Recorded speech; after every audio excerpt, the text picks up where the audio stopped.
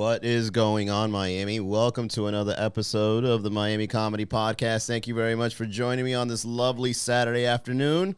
Round of applause for yourselves. All right. How are you, Instagram? How are you, Twitch? How are you, TikTok? Hey, TikTok. I'm brand new to the scene. I hope you guys enjoy the live stream of the podcast. What's up, Amy, Ryan, Miss K, a new follower over here for the Reels. Thanks for joining us. Candela. Candela. Get it right. All right. Here we go. Let's get this podcast rolling.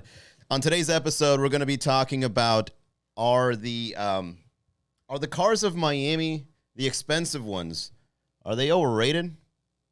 What's your opinion? Do you have an expensive car? Do you promote driving expensive cars in the city of Miami? Ladies, if a guy doesn't have a luxurious car, would you hop in? Let's talk about it. Let's get this podcast rolling.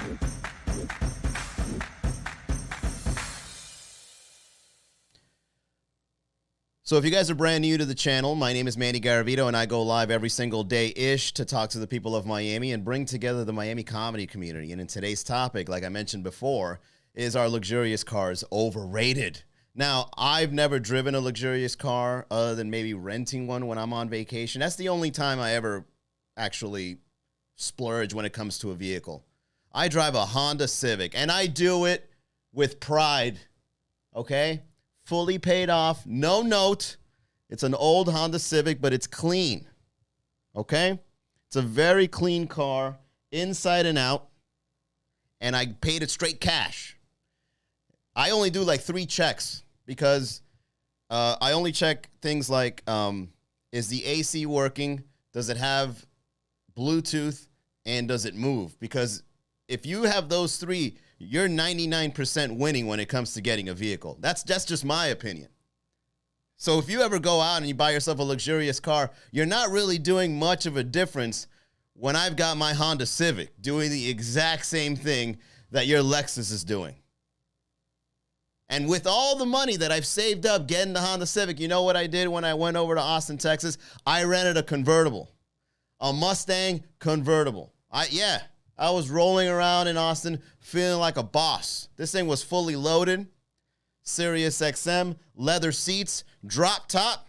I was riding around, riding dirty, and I felt good. I didn't use the drop top because it was very, very hot in Austin, Texas. I probably dropped the top after 6 o'clock every day, but I still enjoyed it.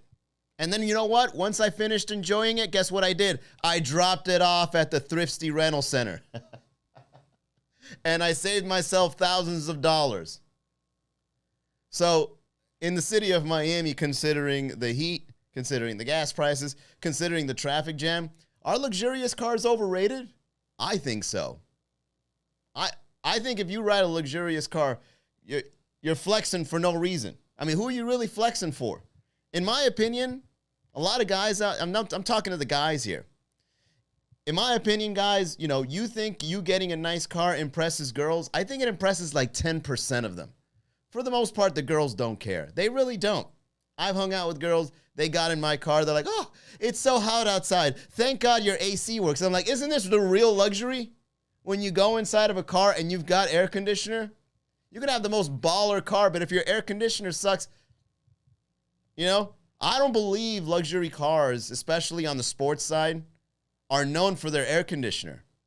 When you look at a Honda, they got the best air conditioners in the world. I truly believe the best vehicles ever made in the history of humanity is a Honda.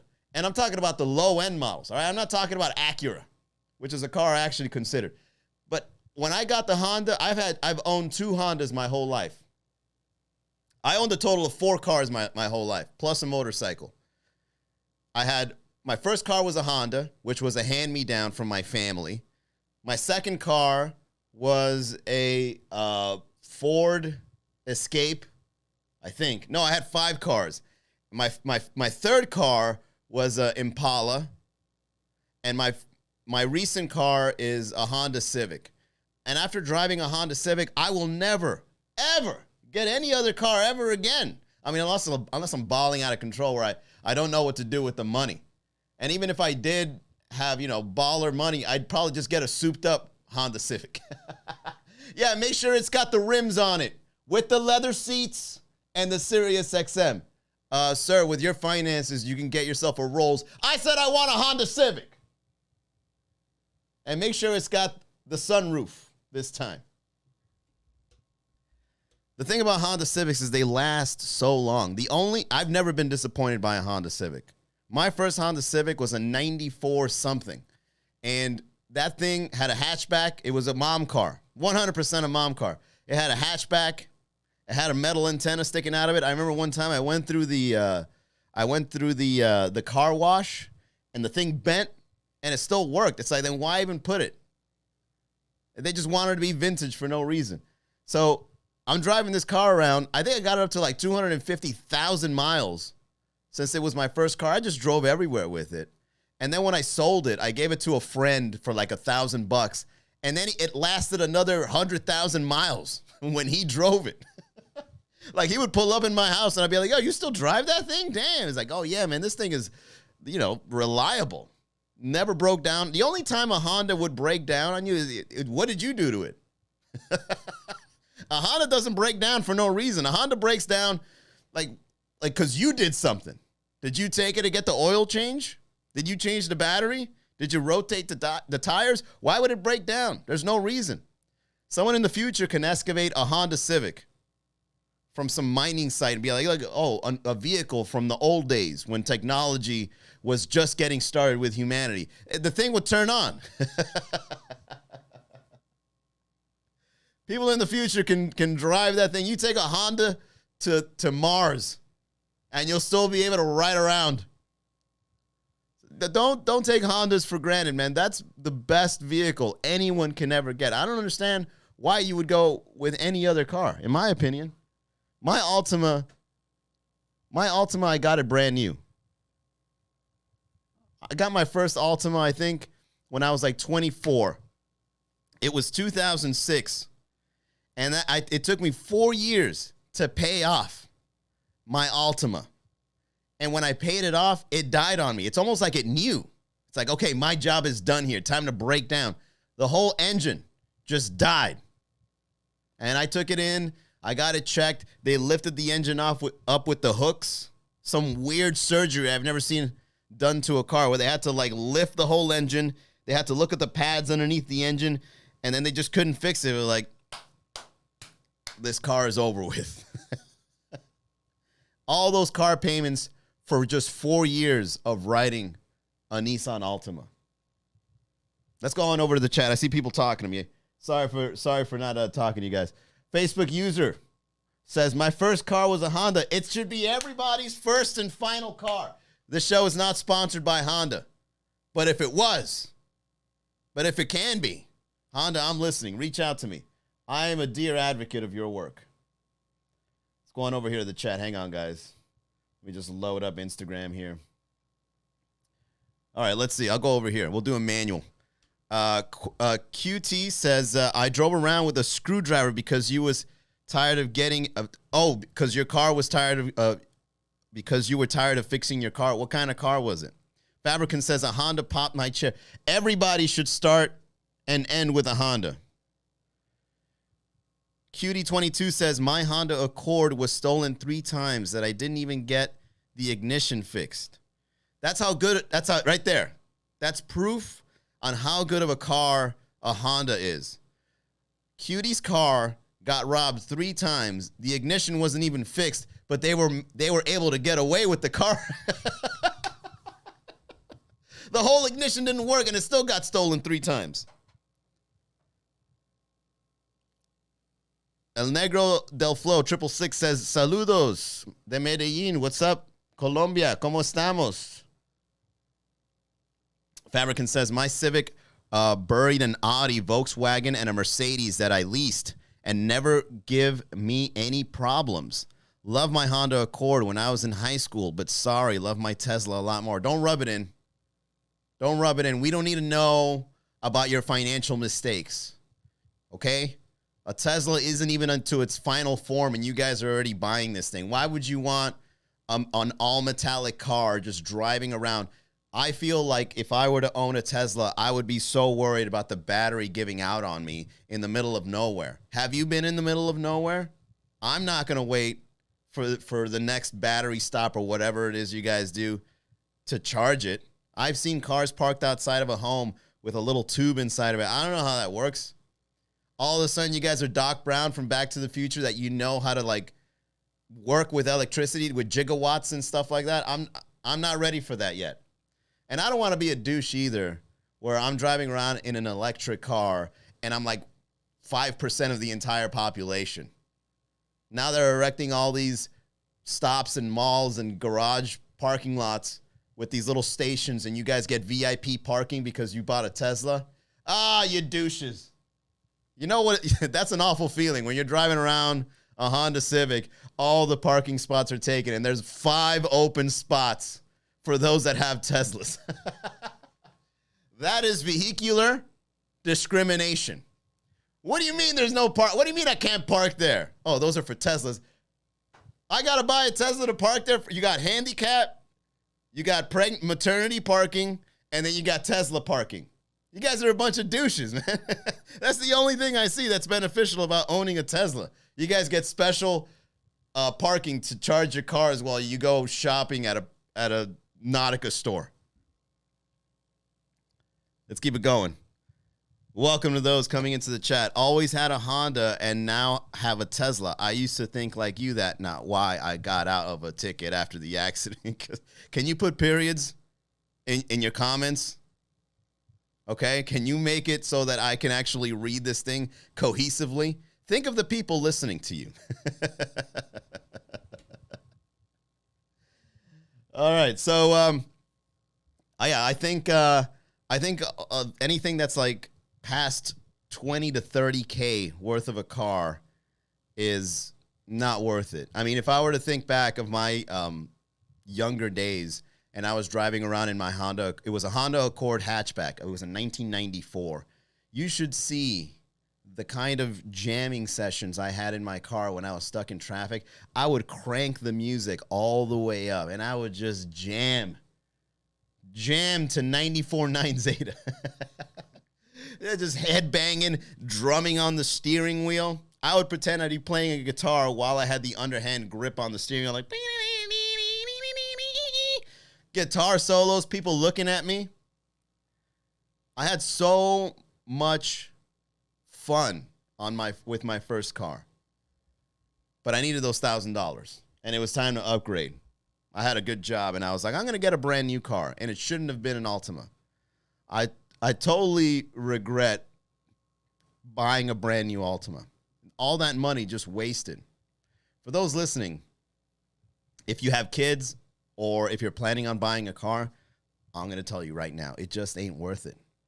That first Honda Civic that I was riding around the first time when I owned that car, it's probably still alive somewhere. I really feel in my soul that my Honda Accord hatchback is somewhere in Midwest America driving around in a crash derby.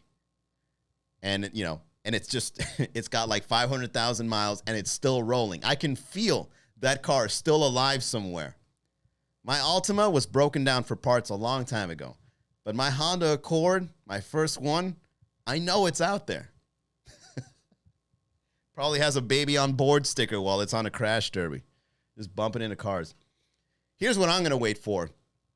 I wouldn't get any luxurious car. I would get an amphibious car. Because I think in my lifetime, I've seen 4 Ferraris. For example, like a Ferrari and those sports cars, they're totally not worth it.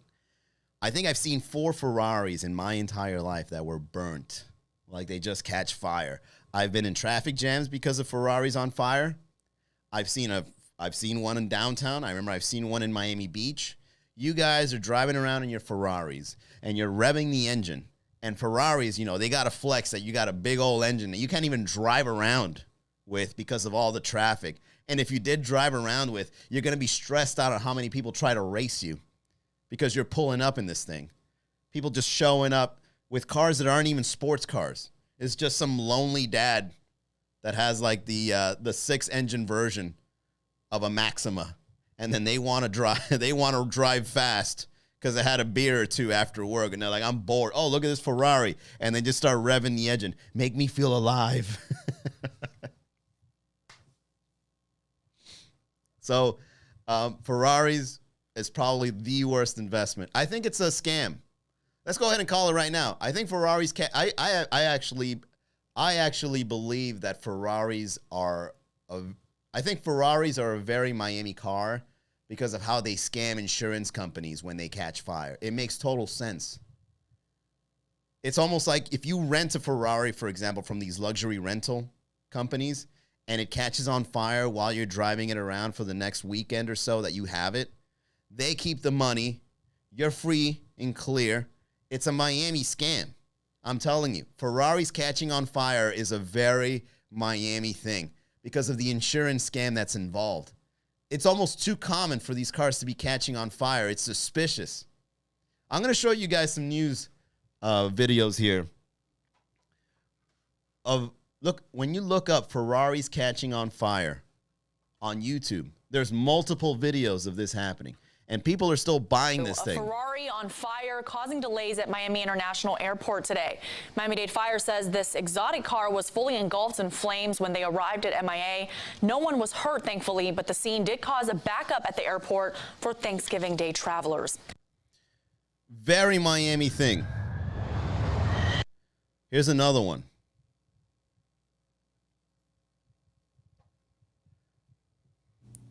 Gente, eu tava aqui andando pela rua quando simplesmente uma Ferrari pega fogo na minha frente. Look at this thing.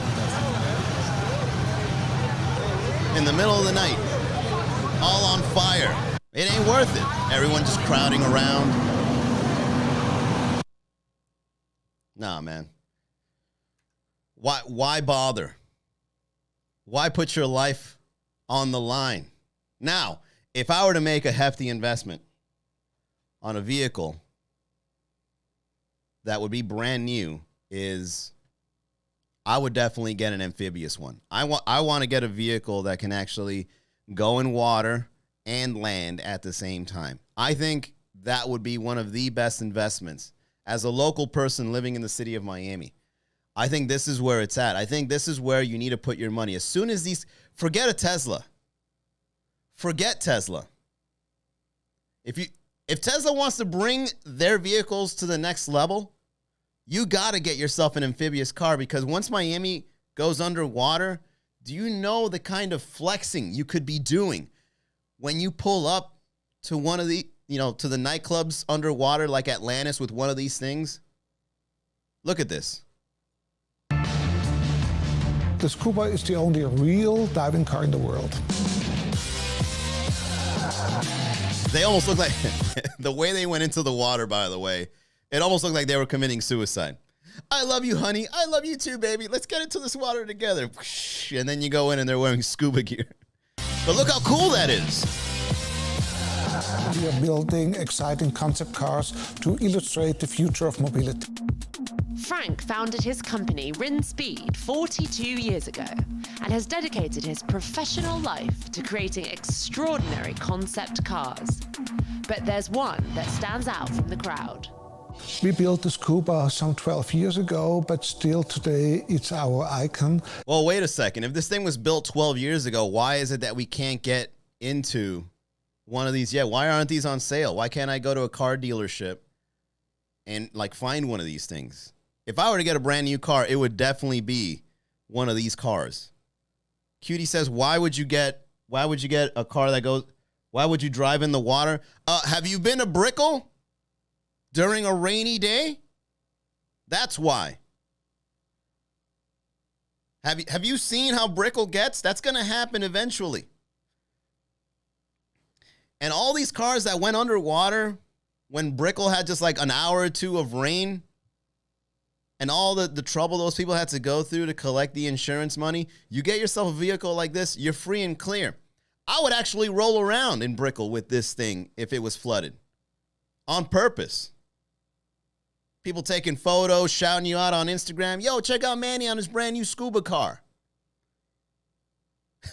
I'd peel out in front of your, your car will be underwater. I'd peel out right next to you just to flex.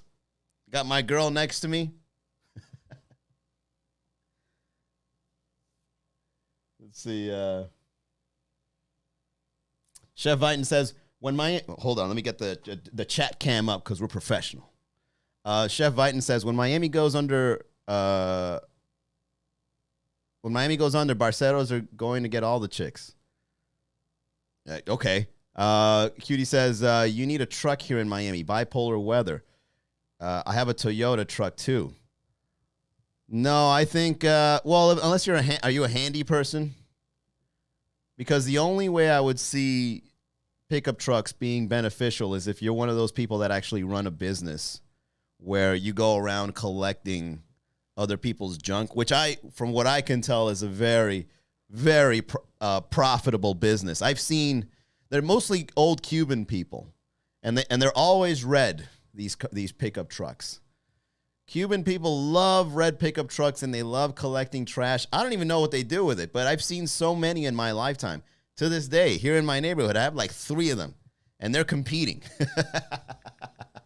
It's early bird gets the worm for them. Like, whoever shows up to collect your trash is the winner. And they're out there, and they got sofas in the back. I've even seen them with cardboard boxes, pieces of wood, branches on them. It's like, why are you collecting branches? What are these guys doing with their pickup trucks collecting trash? How is it profitable for them? Do you need a boat and a car license to drive the amphibious car? That's a good question, actually. I'm not sure. The same way like a motorcycle or a CDC or something like that. Is it CDC? Or CLC? Whatever. Yeah, get yourself an amphibious car. Let's go back to this video real quick. I want to see more of this. It's the most sought-after vehicle for film, for photos, and that's probably the biggest milestone in our history. It really does look like a James Bond kind of scenario, where you got to drive into the water, probably go to like some underwater cave or something like that. But the thing that I see that's wrong with this vehicle is you can't really go far or deep rather, because the pressure would be so immense. Your ears popping, your bag of cocaine they should have closed it like a submarine, because then all the things you have inside your car are going to float away. I would invest in something like this if I had the money, but it would be the enclosed version. This drop top version isn't it. You getting my seats wet. I want to stay dry. This ain't really that luxurious. This is kind of ghetto if you think about it. This is a bootleg submarine. The Rinspeed Scuba is the world's only diving car, capable of seamlessly driving from land to underwater. That's cool, though. The Scuba is the only real diving car in the world. The Scuba might be the only one in the world, but the idea was first seen back on screen in 1977. The idea suddenly came from this vehicle. We all know it from James Bond. Oh, I knew it. It was fiction. There it we was go. Hollywood. It never really happened.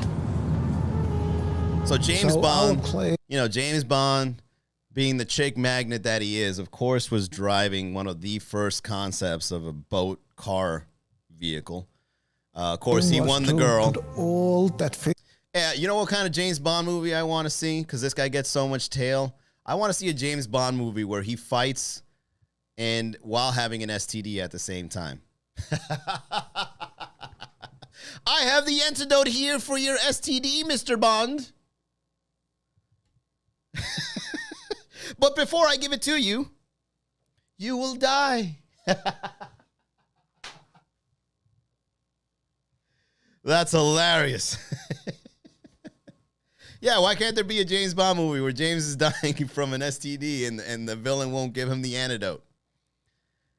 Huh? That's gross.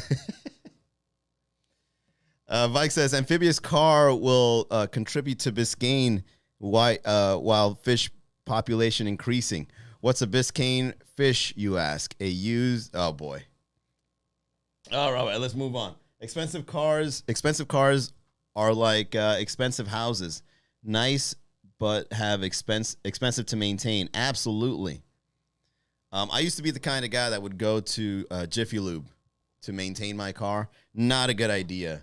Here's the thing about Jiffy Lube. If you don't get the upsells, I have a conspiracy where if you don't get the upsells to what Jiffy Lube offers you, they're going to go into your car and they're going to mess something up. Every single time that I go in there for an oil change and they're like, well, you got to change your battery. You got to rotate your tires. You got to inflate your tires. You got to put oil. You got to put brakes, brake fluid, all this stuff. You got to flush. And it's like, can I just get an oil change? I just want an oil change. All right. I'm just saying your car's going to break down if you don't do what we tell you to do. And then lo and behold, your car breaks down and it's like, well, wait a second. Did you do this to my car? I told you so. And it's like, but how obvious is it that as soon as I pull out from your parking lot, it breaks down? Hey, you can't prove anything. Jiffy Lube is a scam, man. I'm going to say it right now. It happened to me 3 times. A flat tire, a dead battery, and some gasket in my engine from my Altima mysteriously cracked. Because when they did the surgery on my Altima and they lifted the thing, they're like, how the hell did this crack? Like, you really got to go in there and break this thing in order for it to come out like this. I'm like, Jiffy Lube, bro. Jiffy Lube, because they didn't hit their numbers. They always try and see you in Jiffy Lube. They were the news for robbing people. I knew it. Jail is a scam for real. It is. Anima Roman over on YouTube says CDL. Thank you, Anima. Appreciate it. CDC. What am I talking about? That's like the thing that tells you to get a vaccine or whatever, right? Uh-oh. He said the V word. We got to block him. Please, algorithm. Please, bots. Do not block me. All right, let's continue. Let's finish this video real quick. Fiction into reality to build up the only real diving car in the world, which it's still today. And we made it happen. Building such a unique vehicle required careful planning and engineering. We built up our scoop based on a load to... You know, and the more I think about it, about these amphibious cars is like, what if you're like underwater and then you got to go to the bathroom? Do you got to surface? Do you just go right there? Do you got to swim away from the vehicle? The more I think about it, the more I realize that there might be a lot of complications owning an amphibious car.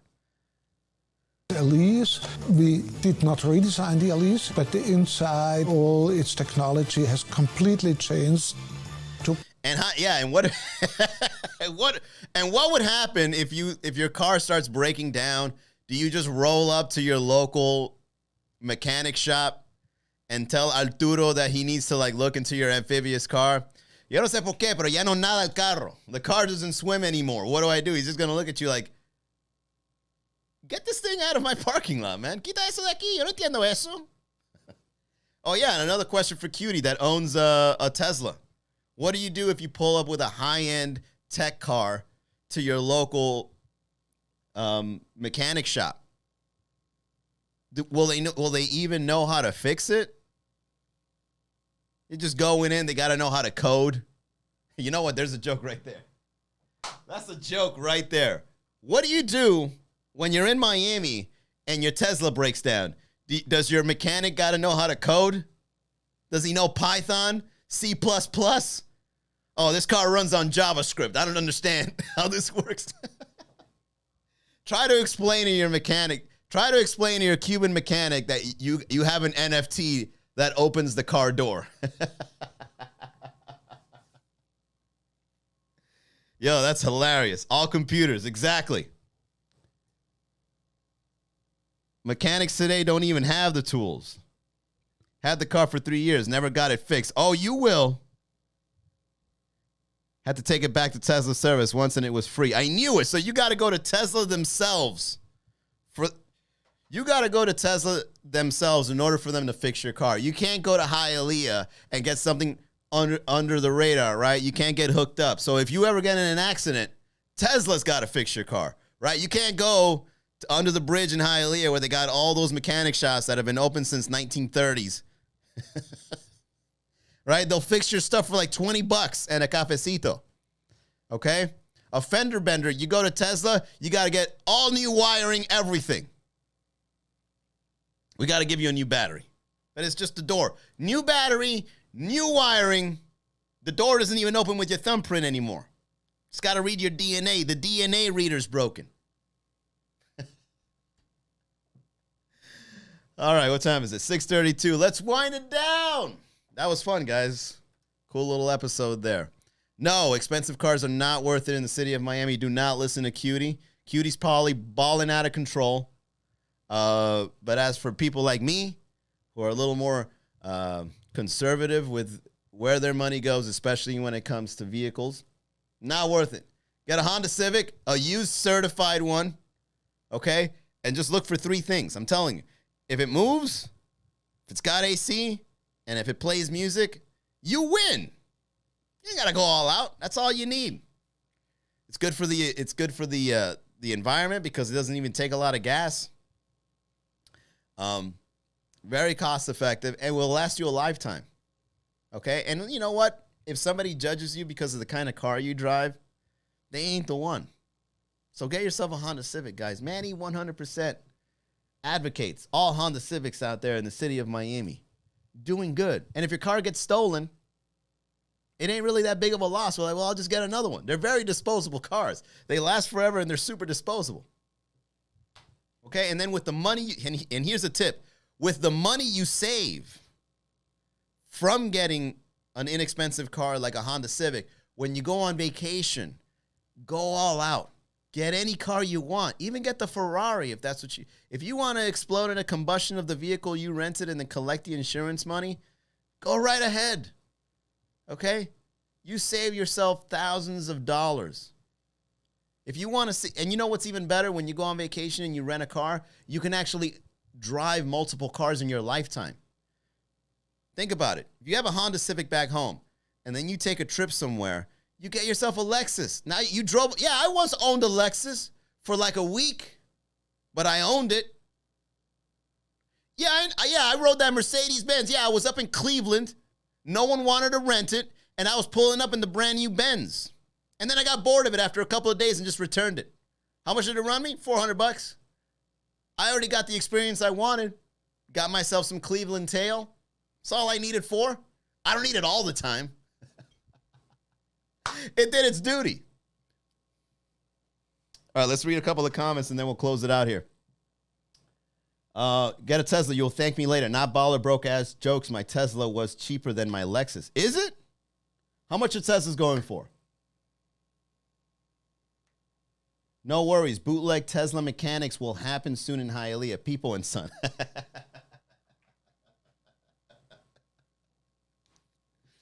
Yo, the first Cubans in Hialeah that know how to fix a Tesla, you guys are going to make so much money when electric cars start rolling out and you know how to change those lithium batteries. Oh, Beepo and Sons will be balling out of control, just like Cutie. Lexus is a high-end Honda and Toyota. It's a high-end Toyota. An Acura is a high-end Honda. But nothing is better than the Tesla. It was cheaper when I got it. Only car I ever got, and that after 3 years is worth $10K more. Oh, okay, so I see what you're saying. So like certain models actually appreciate in value. That's good to know. I paid $55K and my lease Lexus was $60K when my lease was over. All right, look at Cutie over here actually giving us investment tips on vehicles. All right, I'll look into it in the future when I got money for it. Oh, man. All right, so it looks like that's all the comments here. All right, guys, thank you very much for tuning in. Cutie, thanks for joining us. Babani, what's going up? What's going on? Chef Viten, thanks for joining. Gemini, Zauri, LBR. Thanks for all this, guys. Cool little episode. Really appreciate it. All right, so announcements tonight. It is Saturday, so you know what that means. We've got a show over in Coral Gables at a restaurant called The One on Sunset. And if you guys want to have a laugh tonight, if you guys want to have a beer tonight, you guys want to try some delicious food from Greece, definitely swing by. Showtime is 9 o'clock. We've got a great lineup of comedians, and there's plenty of ample seating. Well, if you make your reservations, that is. We've got table seating, wide space seating. So if you guys want to get your spots reserved, visit miamicomedy.com. Also here, as you can clearly see, I am also balling because of this hat. So I don't need a Tesla like Cutie Pie to call myself a baller. All I got to do is wear this hat right here, and I let the people know how great my personality is because it's got a sense of humor. Can you read Miami comedy? Yeah, that's the website where you go get a laugh. If you guys want to get this hat, right at the bottom of the live stream, you see the link right there. Support the podcast. The money will go into the economy. All right, I'll invest it right back in there. Do your part to contribute to the economy so that it comes right back up. Okay? If you can't see the link, if you're listening somewhere else, just visit miamicomedy.com/shop. The link is live. Support the podcast. Miami Comedy, buy his hat. Absolutely.